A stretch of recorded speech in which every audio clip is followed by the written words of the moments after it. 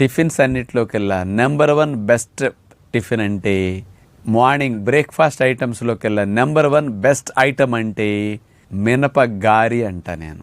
ఎందుకు? ఈ గారెని ఎలా తింటే ఎన్ని లాభాలు వస్తాయి?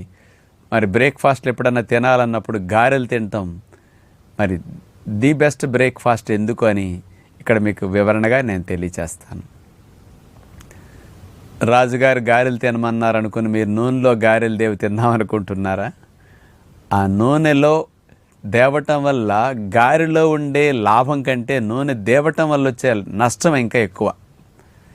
కాబట్టి మీరు హెల్దీగా గారెలు తినే టెక్నిక్ నేను ఒకటి చెప్తాను.